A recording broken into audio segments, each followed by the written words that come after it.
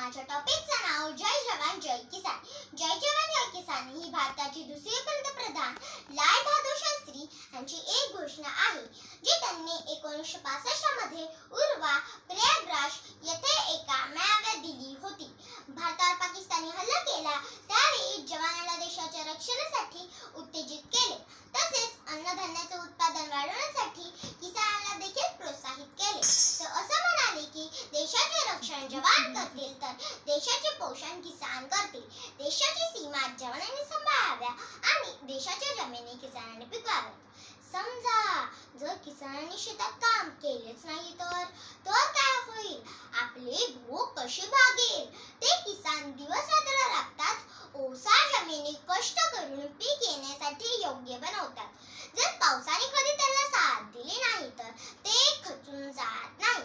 ते नेहमी त्यांचा प्रयत्न करत असतात. ते किसान दिवस रात्र शेताचे राखण करतात. त्यांच्यामुळे आज आपल्याला 2 वेळचे जेवण मिळते. जवान आपल्या घरादारापासून दूर राहून सीमेवर शत्रूंपासून आपले रक्षण करतात. ऊन, पाऊस, वारा, वादळ, थंडी यांची त्यांना काही तमा नसते. कधी कधी लढत असताना त्यांना त्यांचे प्राण गमवावे लागतात. त्यांच्यामुळे आज आपण सुरक्षित व निवांत राहू शकतो. आपण आपल्या कुटुंबासोबत सण साजरा करतो, तिथे ते जवान आपल्या संरक्षणाचे